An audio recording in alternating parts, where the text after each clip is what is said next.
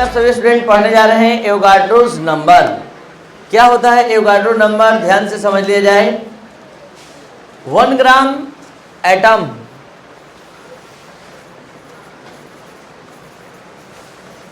One gram molecule,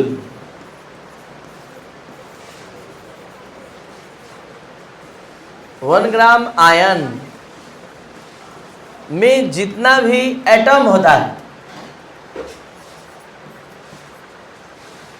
या molecule होता है या आयन होता है, इसकी संख्या को हम एवोगाड्रो नंबर कहते हैं। फिर से 1 ग्राम एटम में जितना एटम होता है या 1 ग्राम मॉलिक्यूल में जितना मॉलिक्यूल होता है या 1 ग्राम आयन में जितना आयन होता है, उसकी संख्या को एवोगाड्रो नंबर कहते हैं। सवाल उठता है कि 1 gram atom, 1 gram molecule, 1 gram ion में आखिर पार्टिकल होता कितना है? इसका जवाब है 1 मोल के इक्वल होता है। 1 मोल के इक्वल होता है। और सभी स्टूडेंट को अच्छे से पता है कि 1 मोल में कितने पार्टिकल होते हैं? 6.022 × 10⁻23। तो यहाँ पर अगर 1 ग्राम एटम बोलेंगे तो 6.023 एटम्स होगा। अगर 1 ग्राम मॉलिक्यूल बोलेंगे तो 6.022 × 10⁻23 मॉलिक्यूल्स होगा। और 1 ग्राम आयन में पार्टिकल का बात करेंगे तो 6.022 × 10⁻23 आयन्स होगा। मतलब हम ये कहना चाहते हैं कि 1 gram atom, 1 gram molecule, 1 gram ion में जितने पार्टिकल्स होते हैं उसकी संख्या को एवोगाड्रो संख्या कहते हैं, एवोगाड्रो नंबर कहते हैं। तो ये एवोगाड्रो नंबर को Na द्वारा रिप्रेजेंट करते हैं। और 1 Na इक्वल इस साइंस की दुनिया में फेमस है 6.022 × 10⁻23। और इसको Avogadro A for Avogadro N for number. तो ये एवोगाड्रो नंबर इसको बोलते हैं। एक चीज़ और जानिए कि 1 gram atom, 1 gram molecule, 1 gram ion, ये पूरा 1 मोल के बराबर माना जाता है। और 1 मोल इक्वल आप अच्छे से जानते हैं कितना होता है? 6.022 × 10⁻23 एटम्स या पार्टिकल्स या मॉलिक्यूल्स या इलेक्ट्रॉन्स आप बोल सकते हैं। अब एक बार एक सिस्टमेटिक ढंग से देख लीजिए। The number of atoms, molecules और ions present in 1 gram atom, 1 gram molecule और 1 gram ion is called Avogadro number. Avogadro number is denoted by Na और 1 Na equal 6.022 × 10⁻23 atoms, molecules, ion और particles। एक अलग से कुछ स्टेटमेंट बताया जा रहा है जिसको आप जान लें। NTP का फुल फॉर्म होता है normal temperature pressure. N for normal, T for temperature, P for pressure. इस पूरे टर्म में T और P फिजिकल क्वांटिटी है।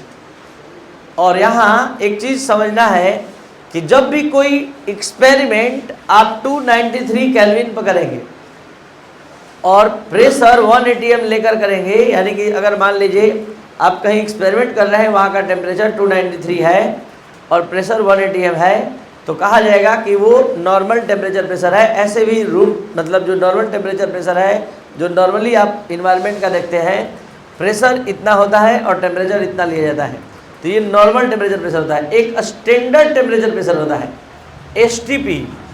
यहाँ का टेम्परेचर जो होता है वो 0 डिग्री सेल्सियस मतलब केल्विन में 273.15 केल्विन होता है और प्रेशर जो है 1 atm होता है। तो इसको हम लोग स्टैंडर्ड टेम्परेचर प्रेशर कहते हैं। और ये नॉर्मल मतलब जो नॉर्मली होता है एक रूम का टेम्परेचर और प्रेशर, वो नॉर्मल टेम्परेचर प्रेशर कहलाता है।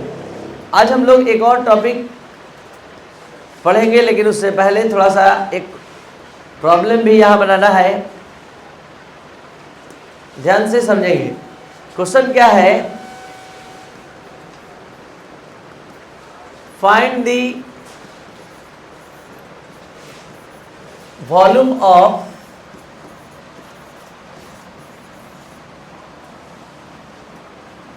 (0.001 mole of CO2 at NTP। NTP पर 0.001 मोल CO2 का वॉल्यूम निकालना है। बोर्ड पर ध्यान दीजिए, बहुत आसान है। अभी तुरंत आपने क्या पढ़ा ये बताइए कि NTP पर किसी गैस के 1 मोल का वॉल्यूम जो होता है, अभी हमने पीछे लिखवाया भी आपके नोट में कि किसी भी गैस के 1 मोल का वॉल्यूम कितना होता है? 22.4 लीटर। तो जैसा कि आप जानते हैं कि at NTP the volume of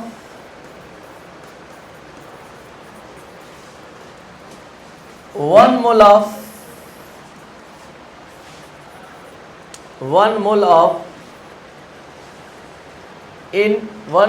CO2 equal कितना होगा ml में बताइए।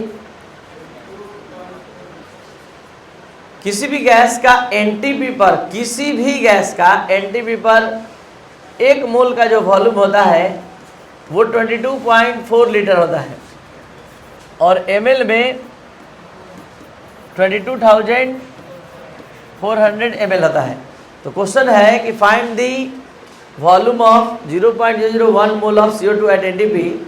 तो 1 मोल का वॉल्यूम आप देख रहे हैं इतना है, तो आपके पास कितना है, क्वेश्चन में कितना दिया हुआ है 0.001 मोल के लिए। तो क्या हो जाएगा 22,400 अपॉन 1 इंटू 0.001 पॉइंट हटेगा 1000, तो 2 जीरो आपका यहाँ कैंसिल और ये हो गया बाई 10 यानी 22.4 ml। तो इस तरह का क्वेश्चन जब रहे तो आपको ये ध्यान देना होगा कि किसी भी गैस के लिए 1 मोल का वॉल्यूम जो होता है 22.4 लीटर होता है, इसलिए 0.001 का। नेक्स्ट टॉपिक जो आप पढ़ने जा रहे हैं उसका नाम है एवोगाड्रोस लॉ। एवोगाड्रोस लॉ क्या है पहले वो समझ लिया जाए, उसके बाद आप इसके कैलकुलेशन को देखेंगे। एवोगाड्रोस लॉ ये भी एवोगाड्रो के द्वारा ही दिया गया है 1811 में, और इसका मेन स्टेटमेंट क्या कहता है ध्यान दिया जाए। At the similar condition of temperature and pressure, at the similar condition of temperature and pressure for a given sample of the gas volume is directly proportional to number of mole और number of particle. इसका मतलब है कि same temperature और pressure पर किसी gas के दिए गए सैंपल के लिए वॉल्यूम जो होता है, वॉल्यूम वो नंबर ऑफ मोल और पार्टिकल के डायरेक्टली प्रोपोर्शनल होता है। मतलब हम क्या कहना चाहते हैं ध्यान दीजिए। अगर हम एक कंटेनर में 10 लीटर CO2 लिए, 10 लीटर CO2 लिए, नॉर्मल टेम्परेचर प्रेशर पर ही बात हो रहा है, और एक कंटेनर में 20 लीटर CO2 लिए, तो क्या आप जनरली केवल इसी तरह कॉमन सेंस से नहीं सोच सकते हैं कि अगर दोनों में पूछा जाए किस में पार्टिकल अधिक होगा 20 लीटर में, किस में नंबर ऑफ मोल अधिक होगा 20 लीटर में। यानी जैसे ही वॉल्यूम बढ़ेगा तो number of mole number of particle क्या हो जाएगा बढ़ जाएगा। यानी कहने का मतलब ये है कि नॉर्मल टेम्परेचर प्रेशर पर ये डिसाइड किया गया है कि किसी भी दिए गए सैंपल के लिए अगर आप वॉल्यूम बढ़ाएंगे तो number of mole number of particle क्या हो जाएगा बढ़ जाएगा, यानी कि दोनों एक दूसरे के डायरेक्टली प्रोपोर्शनल होगा। तो volume is directly proportional to number of mole. तो यहाँ पर प्रोपोर्शनल हटते ही क्या हो जाएगा एक कांस्टेंट आएगा V इक्वल Kn, जहाँ K क्या है कांस्टेंट। अब V बाई N इक्वल आप समझ सकते हैं K। ये आया एवोगाड्रोस लॉ से वॉल्यूम और नंबर ऑफ मोल का रेशियो हमेशा कांस्टेंट होता है। बोर्ड पर ध्यान दीजिएगा, किसी गैस के दिए गए सैंपल के लिए अगर वॉल्यूम V1 हो, इस रेशियो का स्टडी करते हुए कैलकुलेशन आगे बढ़ रहा है, और नंबर ऑफ मोल जो है N1 हो, तो इस रेशियो के अनुसार क्या हो जाएगा V1 by N1 equal K। ध्यान देंगे किसी गैस के दिए गए सैंपल के लिए वॉल्यूम कितना है V1 और नंबर ऑफ मोल, तो V1 by N1 equal K। इसी गैस के सैंपल के लिए अगर वॉल्यूम जो है V2 हो जाए और नंबर ऑफ मोल N2 हो जाए तो क्या हो जाएगा इक्वल K, इक्वेशन नंबर 2। तो from equation 1 and 2, from equation 1 and 2 ध्यान दीजिए दोनों का राइट हैंड साइड इक्वल है, तो लेफ्ट हैंड साइड इक्वल कर सकते हैं। तो V1 by N1 equal V2 by N2। अब इसको एक बार फिर से शुरू से अंत तक एक सिस्टम में देख लिया जाए बढ़िया से। Avogadro's law, under the similar condition of temperature and pressure the volume of gas is directly proportional to number of mole और नंबर ऑफ पार्टिकल। तो V प्रोपोर्शनल टू क्या हो गया, N। प्रोपोर्शनल हटते ही कांस्टेंट आ गया K, V by N equal क्या हो गया, K। किसी गैस के दिए गए सैंपल के लिए for a given sample of the gas volume equal V1, number of mole equal N1, then V1 by N1 equal K। Equation number 1 for the same sample of the gas volume V2 है और number of mole N2 है, तो V2 by N2 equal K। दोनों का right hand side equal है तो left hand side equal कर, और फाइनल फार्मूला मिला V1 by N1 equal V2 by N2। तो आज का क्लास संपन्न हुआ एवोगाड्रोस लॉ और एवोगाड्रोस नंबर के लिए। जिस स्टूडेंट को ये वीडियो लेक्चर अच्छे से समझ में आए आप इसको शेयर और सब्सक्राइब करें। Thank you.